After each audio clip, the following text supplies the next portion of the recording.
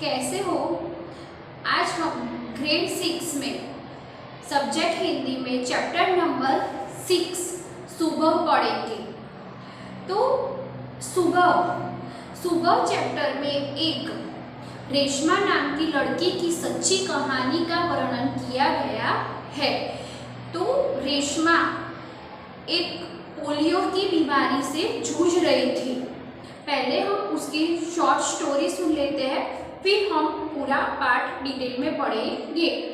तो रेशमा वो लड़की थी, जब वो 5 साल की थी तब उसको पोलियो की बीमारी हो गई थी। आपने पोलियो शब्द के बारे में तो सुना ही होगा। जब आप छोटे थे तो आपको पोलियो की बूंदें पिलाई जाती थी। तो पोलियो में क्या होता है कि जिसको पोलियो की बीमारी होती है उसको कमर से नीचे घुटनों के नीचे से जो पैर होते हैं वो बेजान हो जाते हैं। वो अपने आप चल नहीं सकती, उसको पहिए वाली कुर्सी में ही बैठे रहना होता है।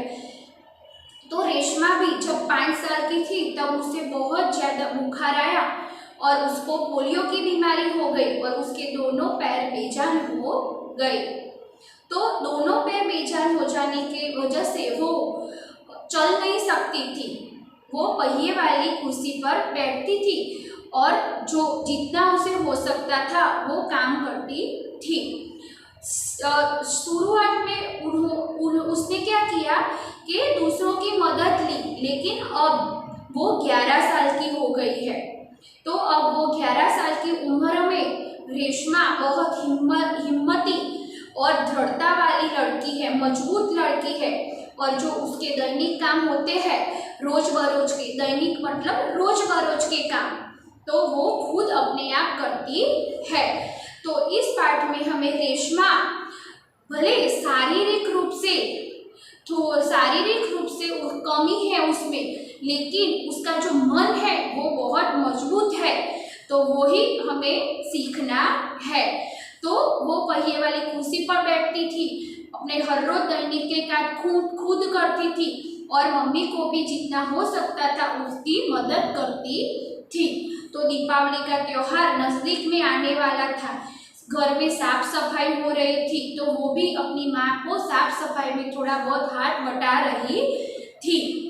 बाजार में से कुछ सामान लाना हो वो भी वो करती थी। तो दीपावली के दिन नजदीक आने वाले थे, तो हर काम में वो अपनी माँ को मदद करती थी।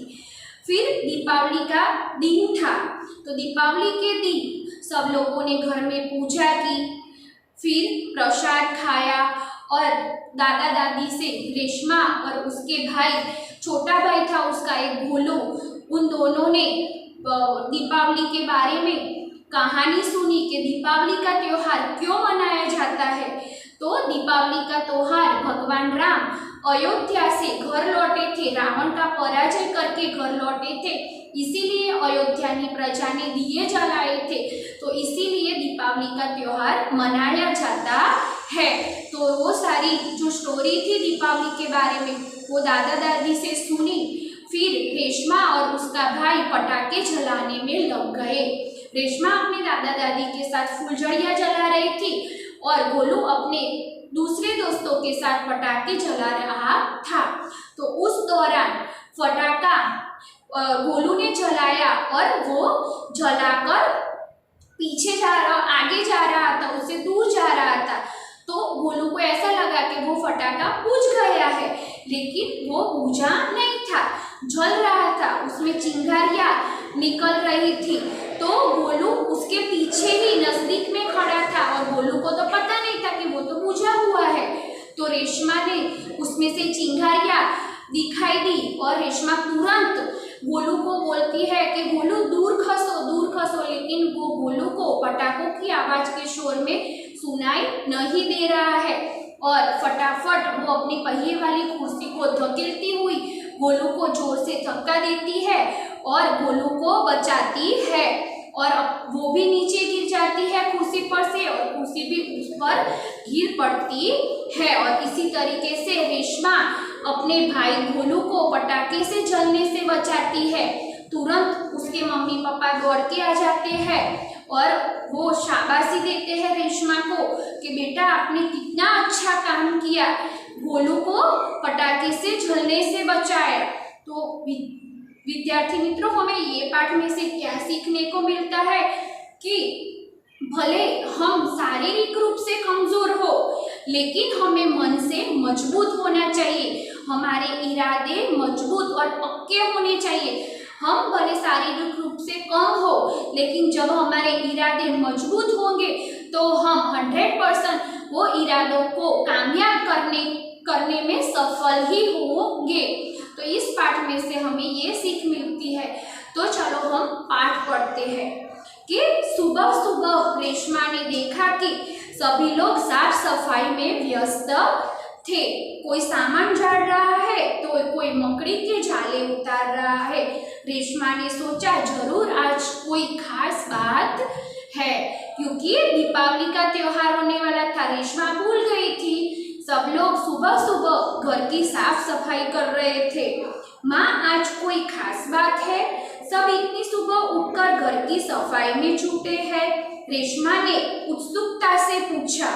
खुश होकर जानने की इच्छा से उसने पूछा कि माँ, आज कोई खास बात है कि सब लोग साफ सफाई में व्यस्त है? हाँ बिटिया रानी, त्योहार का दिन है, भूल गई क्या?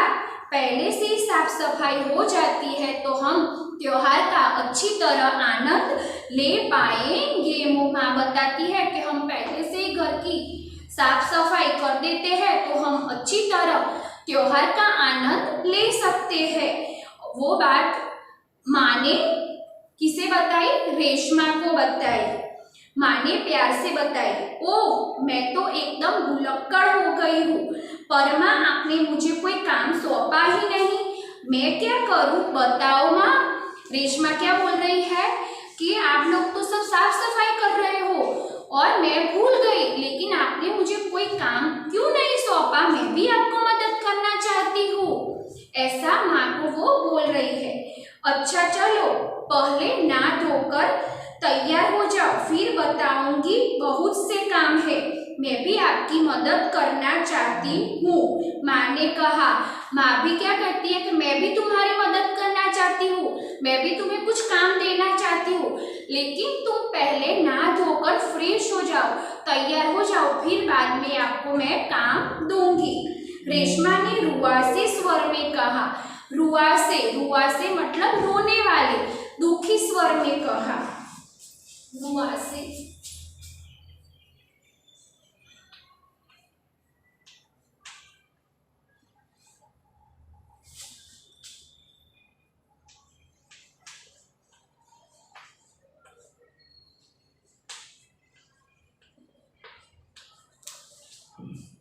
रोने जैसे स्वर में रेशमा ने कहा, मदद तो मैं जरूर लूंगी, मैंने तुम्हारे लिए कई काम सोच रखे हैं, नहा धोकर नाश्ता कर लो, फिर बताऊंगी। कहते कहते माँ रेशमा को पहिए वाली कुर्सी पर बिठा दिया। माँ ने बोला कि मैंने बहुत सारे काम आपके लिए सोच के रखे हैं, आप पहले नहा धोकर फ्रेश हो जाओ, तैयार हो जाओ, फिर मैं आपको बताऊंगी। ऐसा कहते कहते माँ ने रेशमा को पहिए वाली कुर्सी पर बिठा दिया। रेशमा ने अपनी पहिए वाली कुर्सी को धीरे धीरे धक्का दिया और अपने दैनिक कार्य में लग गई। दैनिक कार्य मतलब जो हमारे रोज बरोज के रूटीन के काम होते हैं, नहाना धोना, 2 टाइम खाना, वो सारे काम को बोलते हैं दैनिक कार्य, जो हम रोज करते हैं, तो उसको बोलते हैं दैनिक।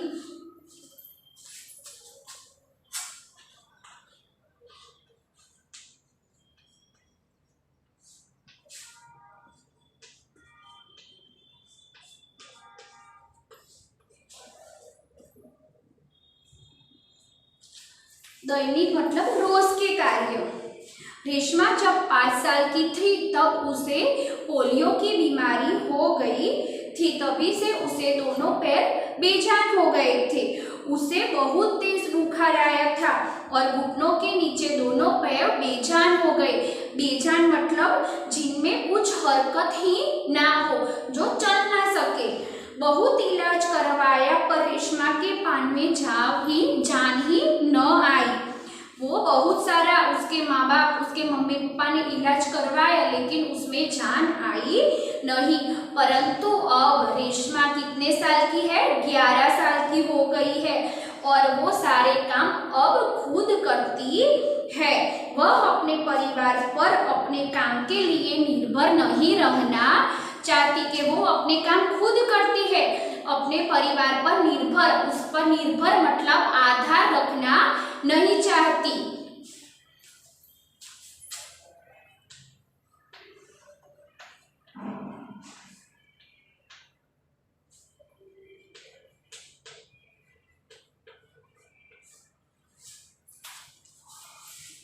वो रेशमा अपने कार्य खुद करती है।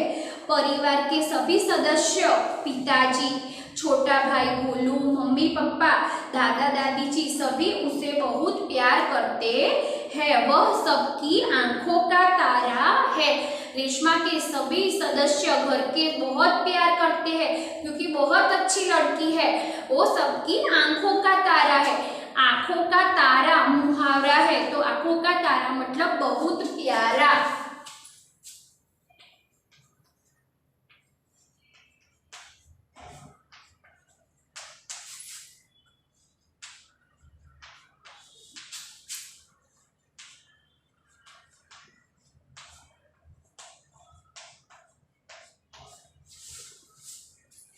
माँ ने रसोई घर में सारे बर्तन, डिब्बे, बोतलें नीचे उतार कर साफ कर दिए थे। उन्होंने रेशमा को आवाज दी, रेशु, अगर तुमने नाश्ता कर लिया हो तो काम में मेरा हाथ बटाओ। माँ ने बोला कि माँ ने क्या किया था कि जो रसोई घर में सारे डिब्बे बर्तन थे उसको अच्छे से साफ करके नीचे रखे हुए थे और साफ सफाई माँ ने कर दी थी। और माँ ने रेशमा को बोला कि तुमने नाश्ता कर लिया हो तो मेरा हाथ बटाओ। हाथ बटाओ मतलब मदद करना, हाथ बटाना।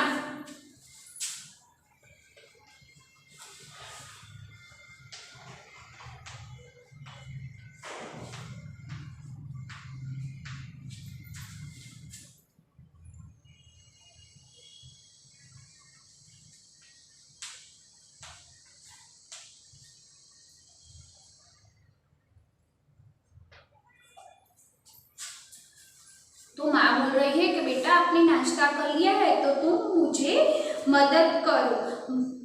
हाँ माँ, मैंने नाश्ता कर लिया। दूध का मेवे वाला दलिया बहुत अच्छा बना था। माँ ने नाश्ता में दलिया बनाया है। दलिया एक स्वीट है जो गेहूं के दानों में से बनाया जाता है। और माँ को उसने बोला कि आपने बहुत अच्छा दलिया बनाया था। मैं हाथ धोकर आती हूँ। रेशमा अपनी कुर्सी को धकेलते हुए रसोई घर में पहुंची। रेशमा ने माँ को बर्तन डिब्बों पर लेबल लगा कर पकड़ाती गई और माँ उसे व्यवस्थित ढंग से रसोई घर में सजाती गई और रसोई घर चमचमाने लगा। तो रेशमा ने माँ ने किस तरह मदद की? तो माँ ने जो सारे बर्तन डिब्बे सफाई करके नीचे रखे थे उस पे लेबल लगा दिया। लेबल मतलब निशान लगाया, स्टिकर लगाया कि उसमें कौन सा सामान पड़ा हुआ है। तो सारे लेबल लगाकर वो अपनी माँ को पकड़ाती गई और माँ ने रसोई घर में अच्छे से उनको सजा दिया और रसोई घर साफ हुआ, रसोई घर चमचमाने लगा। फिर पिताजी दफ्तर चले गए थे। तो दफ्तर मतलब जॉब पे, कोई काम पे गए हुए थे। माँ को लड्डू बनाने के लिए कुछ सामान चाहिए था। गोलू तो बहुत छोटा था। दादा दादी जी भी बुजुर्ग थे। बुजुर्ग मतलब बहुत सारी उम्र में बूढ़े थे कि वो बाजार जाके सामान नहीं ला सकते। तो माँ परेशान हो गई थी। तो अब सामान कौन लाए? तो माँ परेशान थी। रेशमा ने कहा, सामान मैं ले आऊंगी, बस आप मुझे सामान की लिस्ट और एक थैला दे दो। रेशमा ने क्या बोला कि मम्मा मैं आपका लिए सामान लेके आऊंगी। आप ऐसा करो, सामान की लिस्ट आप मुझे दे दो और मैं ले आऊंगी और उसका लिस्ट बना दो और मुझे एक थैला दे दो, रेशमा ने बोला। तो विद्यार्थी मित्रों, आज हम यहीं तक पढ़ते हैं और आगे का हम नेक्स्ट वीडियो में पढ़ेंगे। Bye bye.